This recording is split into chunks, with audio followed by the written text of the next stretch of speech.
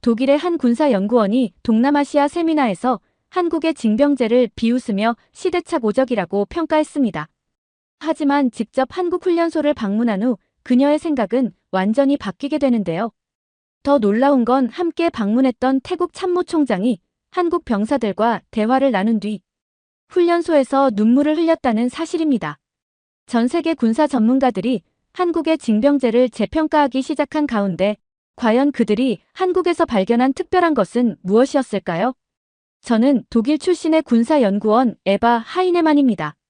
방콕의 한 고급 호텔 컨퍼런스룸에서 열린 동남아시아 군사 전략 세미나에 참석했을 때의 일을 말씀드릴게요.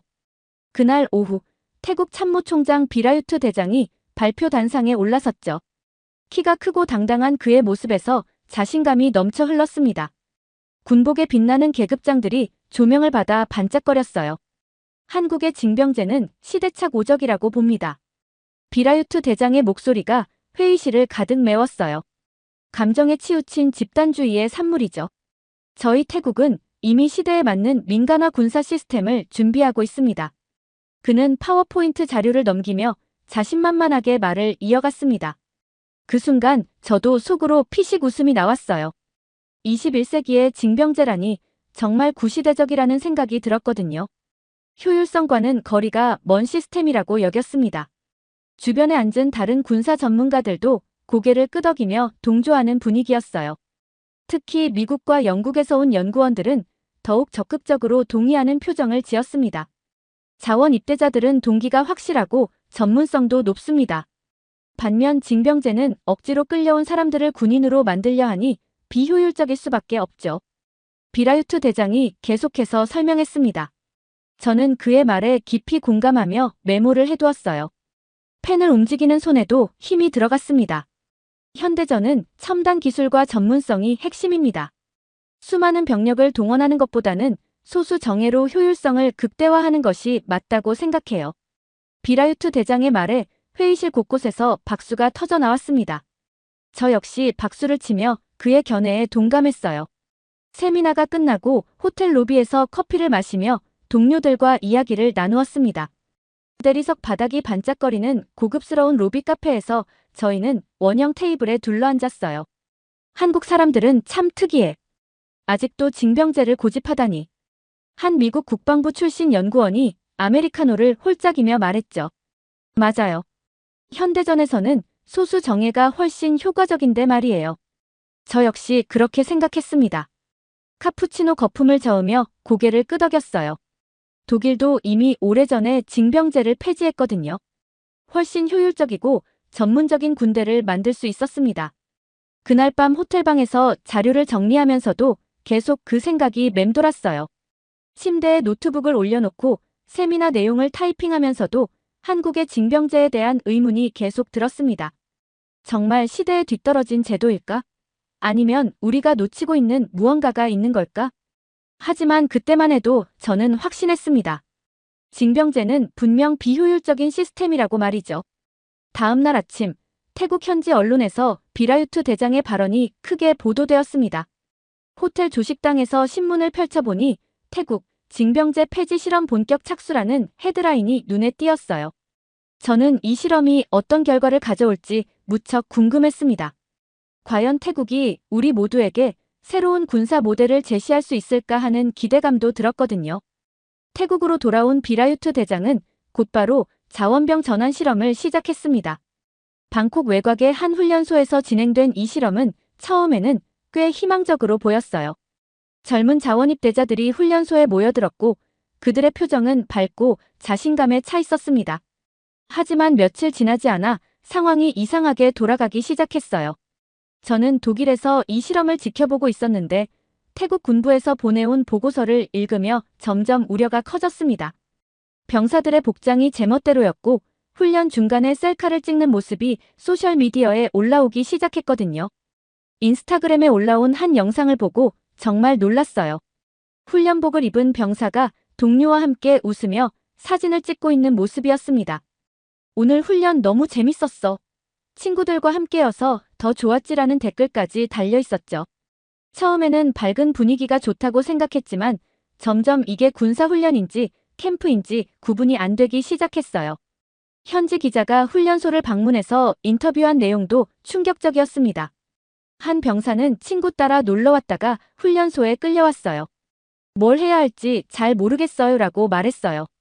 또 다른 병사는 집에서 게임하는 게 더 재밌을 것 같은데라며 어리둥절한 표정을 지었습니다.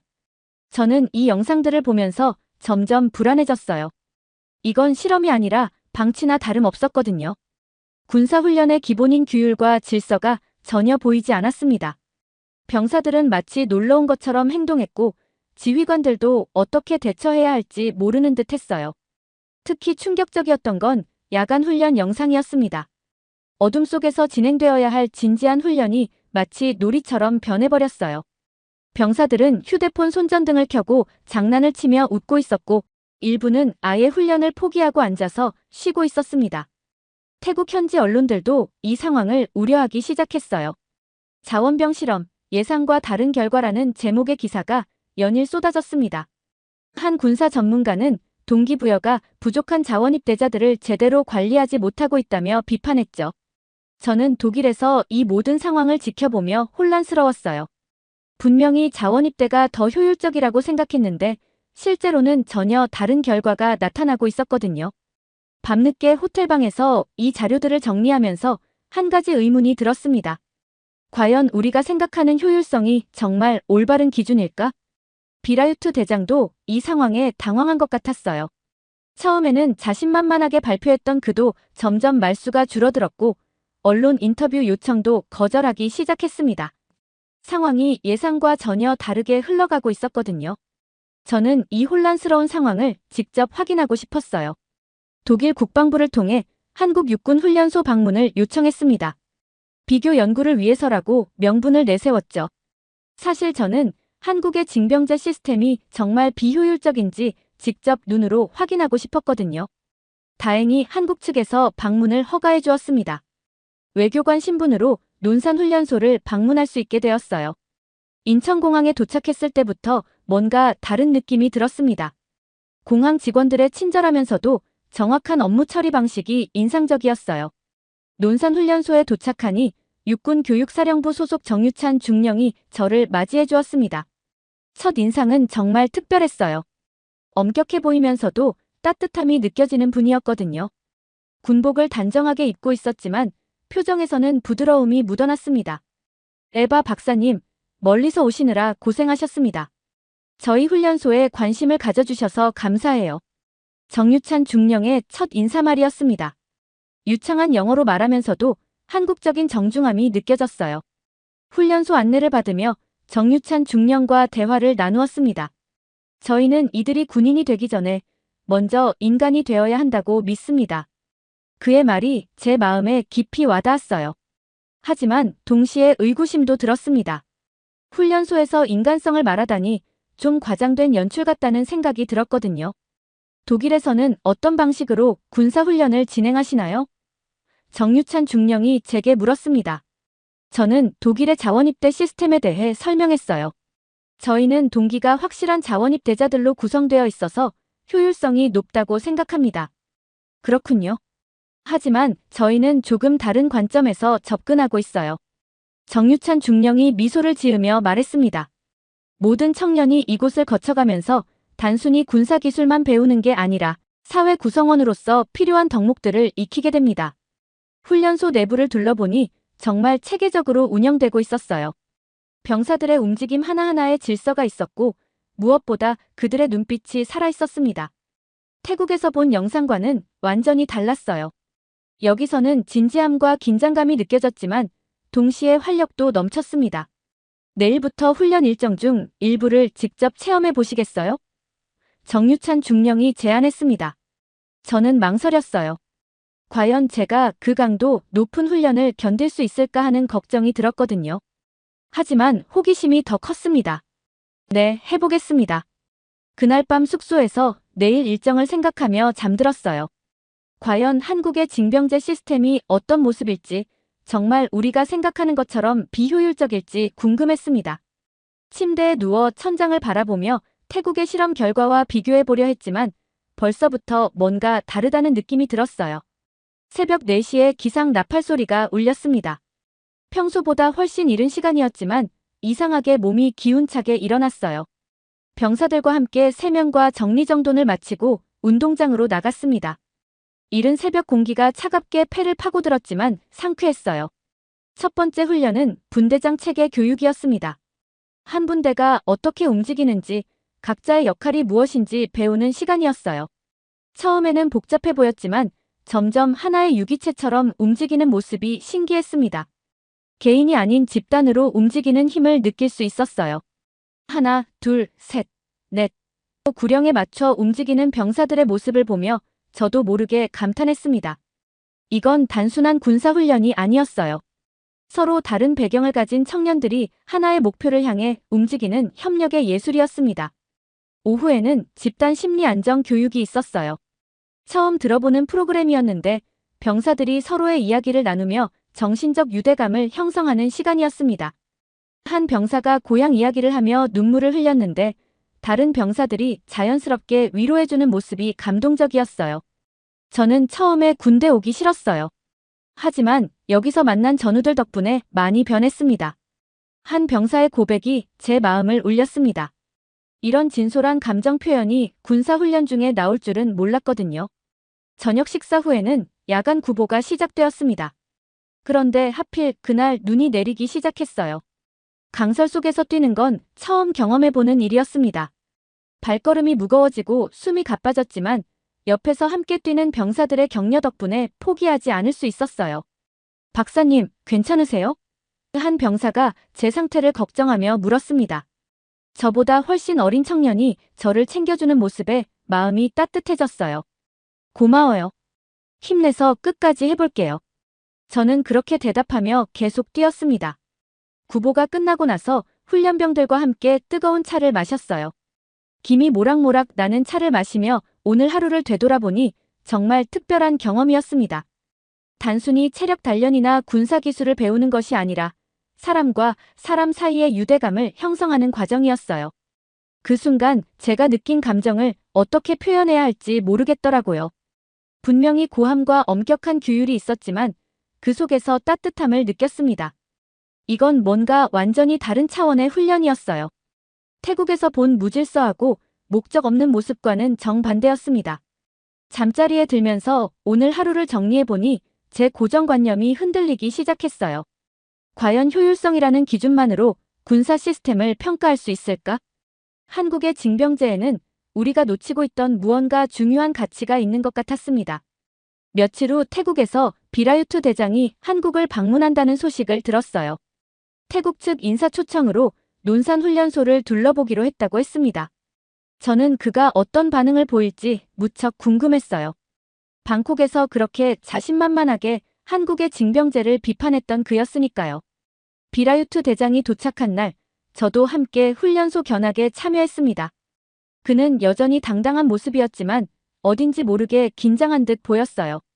정유찬 중령이 훈련소 곳곳을 안내하며 상세히 설명해 주었습니다. 이곳에서는 단순히 군사기술만 가르치지 않습니다. 사회 구성원으로서 필요한 인성과 협동심을 기르는 것이 더 중요하다고 생각해요. 정유찬 중령의 설명에 비라유투 대장은 고개만 끄덕였습니다. 별다른 반응을 보이지 않았어요. 하지만 전방 부대 병사들과 대화하는 시간에 상황이 바뀌었습니다. 한 병사가 비라유투 대장에게 다가와 자신의 경험을 이야기하기 시작했어요. 처음에는 군대가 싫었어요. 하지만 여기서 정말 많은 것을 배웠습니다.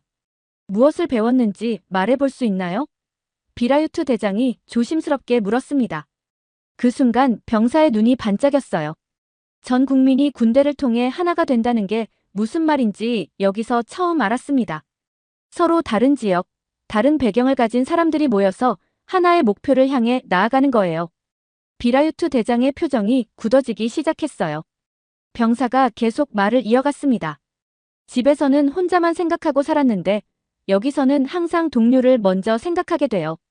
밥을 먹을 때도, 잠을 잘 때도, 훈련할 때도 옆 사람을 챙기게 됩니다. 그런 마음가짐이 군사적으로 어떤 도움이 되나요? 비라유투 대장이 다시 물었습니다. 병사는 잠깐 생각하더니 진지하게 대답했어요. 전투에서는 개인의 실력보다 팀워크가 더 중요하다고 들었어요. 서로를 믿고 의지할 수 있어야 진짜 강한 군대가 되는 거죠. 그 순간 비라유트 대장의 눈에 뭔가 변화가 일어났어요. 저는 옆에서 지켜보면서 그의 마음이 흔들리는 것을 느낄 수 있었습니다. 태국에서 본 자원 입대자들과는 완전히 다른 모습이었거든요. 또 다른 병사가 다가와서 말했습니다. 저는 서울에서 왔는데 여기서 제주도 친구도 만나고 부산 친구도 만났어요. 평생 만날 일이 없었을 사람들과 가족처럼 지내게 되니까 한국이 정말 하나라는 걸 느껴요. 비라유트 대장은 더 이상 말을 하지 못했습니다. 그의 목소리가 떨리기 시작했어요. 이런 마음을, 이런 유대감을. 그는 말을 잇지 못하고 고개를 숙였습니다. 저는 그 장면을 보며 충격을 받았어요. 그렇게 자신만만했던 비라유트 대장이 한국 병사들의 진솔한 이야기를 듣고 완전히 달라진 모습을 보이고 있었거든요. 무엇이 그를 이렇게 변화시킨 걸까요? 다음 날 아침, 충격적인 뉴스가 전 세계로 퍼져나갔습니다. 태국 참모총장, 한국병력훈련소에서 통곡이라는 헤드라인이 각국 언론에 보도되었어요. 저는 호텔방에서 이 뉴스를 보며 어떻게 반응해야 할지 몰랐습니다. 비라유트 대장이 훈련소에서 눈물을 흘렸다는 소식은 군사 전문가들 사이에서 큰 화제가 되었어요. 방콕에서 그렇게 당당하게 한국의 징병제를 비판했던 그가 정작 현장에서는 완전히 다른 모습을 보인 것이거든요. 소셜미디어에서는 이 사건에 대한 반응이 폭발적으로 쏟아졌습니다. 미국 국방부의 한 고위 간부가 트위터에 이런 글을 올렸어요. 한국의 징병 시스템은 우리가 배워야 할 미래형 공동체 훈련 모델이다. 단순히 군인을 만드는 것이 아니라 시민을 만드는 시스템이라는 점에서 혁신적이다. 유럽의 군사 연구소들도 연이어 성명을 발표했습니다. 한국의 징병제를 재평가해야 할 시점이 왔다며 효율성만으로는 측정할 수 없는 사회적 가치가 있다고 평가했어요.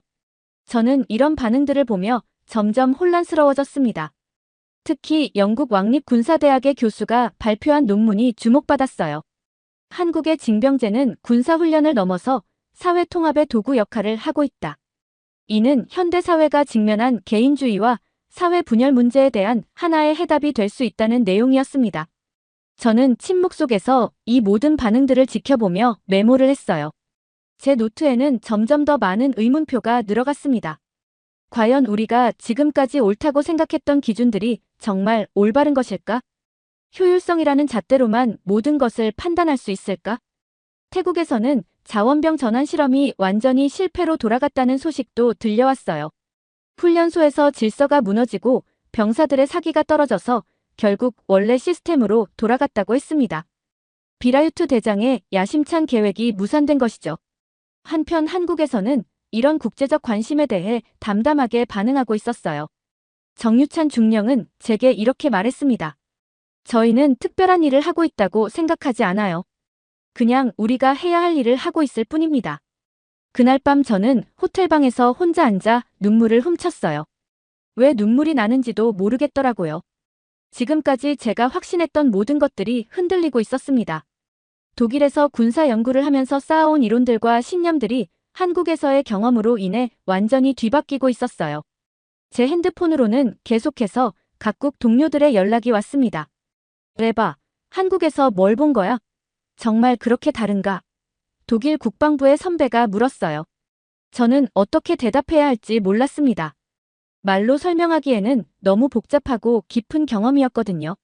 온라인에서는 한국의 징병제를 분석하는 글들이 쏟아져 나왔어요. 군사학자들부터 사회학자들까지 모두가 이 시스템에 주목하기 시작했습니다. 왜 한국은 아직도 징병제를 유지하는가? 라는 질문에서 시작된 논의가 한국의 징병제가 가진 숨겨진 가치는 무엇인가? 로 바뀌어가고 있었어요. 저는 그날 밤 정유찬 중령에게 메시지를 보냈습니다. 오늘 하루 정말 많은 생각을 했어요. 제가 지금까지 가지고 있던 편견들을 반성하게 됩니다. 그는 금세 답장을 보내왔어요. 편견이라기보다는 서로 다른 관점이었다고 생각해요. 중요한 건 열린 마음으로 바라보려는 자세죠. 며칠 후 독일 본국에서 제게 인터뷰 요청이 들어왔습니다. 한국의 징병제에 대한 현장 보고서를 작성해달라는 요청이었어요. 저는 오랫동안 고민했습니다. 과연 제가 경험한 것들을 객관적으로 전달할 수 있을까?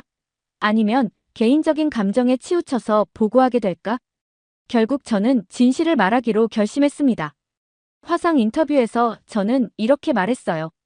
저는 한국의 징병제를 비웃었습니다. 하지만 그건 숫자로만 전장을 본 제 오만이었어요. 인터뷰어가 놀란 표정을 지으며 더 자세한 설명을 요청했습니다.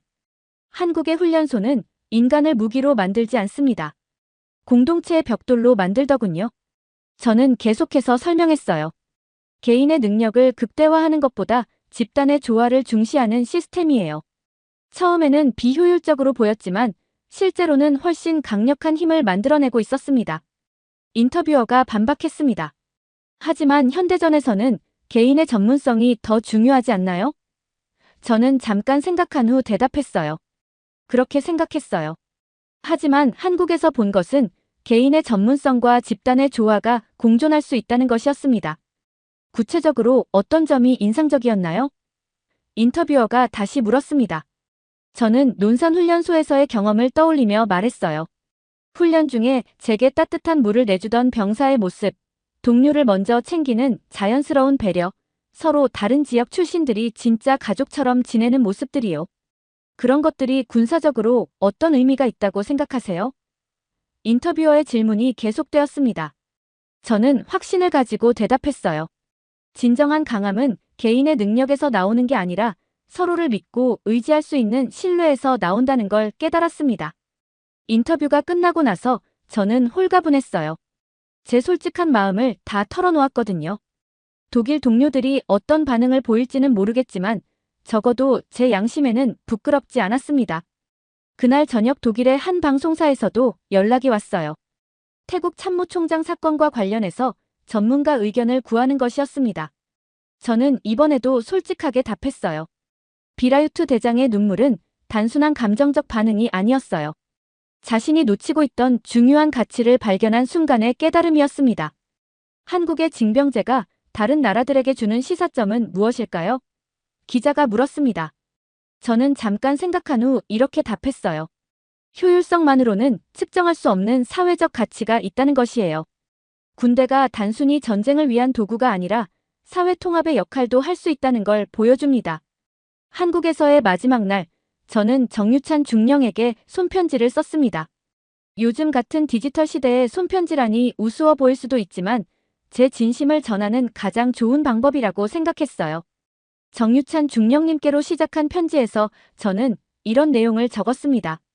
훈련 중 제게 따뜻한 물을 내주시던 그 순간 저는 깨달았습니다. 한국이 세상을 지키는 방식은 병사보다 사람을 먼저 만드는 것이라는 걸요. 편지를 쓰면서 한국에서의 모든 순간들이 떠올랐어요. 새벽 기상 나팔 소리, 함께 뛰었던 눈 내리는 구보, 병사들의 진솔한 대화, 그리고 무엇보다 사람에 대한 따뜻한 관심이 가득했던 그곳의 분위기 말이에요. 독일로 돌아온 후 저는 완전히 달라진 사람이 되어 있었습니다. 동료들이 에바, 뭔가 달라졌네. 한국에서 뭘 경험한 거야? 라고 물었을 때 저는 미소를 지으며 대답했어요. 제가 놓치고 있던 중요한 것들을 발견했어요. 몇 주 후 정유찬 중령에게서 답장이 왔습니다. 제 편지를 받고 훈련소 교관들과 함께 읽어보았다고 했어요. 에바 박사님의 편지를 읽고 저희도 많은 걸 배웠습니다. 다른 나라 전문가의 시각에서 본 저희 모습을 알 수 있어서 좋았어요. 그는 편지 마지막에 이렇게 적어두었습니다. 언제든 다시 오시면 환영합니다. 저희 훈련소는 항상 열려 있어요. 그 따뜻한 말에 또 다시 눈물이 났어요. 독일에서 제가 발표한 보고서는 유럽 군사학계에 큰 파장을 일으켰습니다. 효율성을 넘어선 군사 시스템의 가치라는 제목의 논문은 여러 학술지에 게재되었고 각국 국방부에서도 주목했어요. 특히 프랑스와 이탈리아에서는 한국의 징병제 시스템을 직접 연구해보자는 제안이 나왔습니다. 북유럽 국가들도 사회 통합 차원에서 한국 모델에 관심을 보였어요. 저는 이제 확신할 수 있습니다. 이 세상에 필요한 건 강한 군대가 아니라 단단한 마음이라는 것을요. 개인의 능력도 중요하지만 서로를 믿고 의지할 수 있는 공동체의 힘이 더 소중하다는 걸 한국에서 배웠습니다. 비라유트 대장도 태국으로 돌아간 후 기존 정책을 전면 재검토한다고 발표했어요. 자원병 전환 실험을 중단하고 대신 기존 징병제에 한국식 인성 교육을 도입하겠다고 했습니다. 지금도 가끔 논산훈련소에서 찍은 사진들을 꺼내봅니다. 병사들의 맑은 눈빛, 동료를 챙기는 자연스러운 모습들을 보면 가슴이 따뜻해져요. 그때 저는 깨달았습니다. 진정한 국방력은 첨단 무기나 전략에서 나오는 게 아니라 서로를 아끼고 보호하려는 마음에서 나온다는 것을요. 지금까지의 사연 어떻게 들으셨나요? 재밌게 들으셨다면 댓글로 남겨주세요. 추첨을 통해 커피 쿠폰들 보내드립니다. 다음에 더 재밌는 사연으로 돌아올게요. 감사합니다.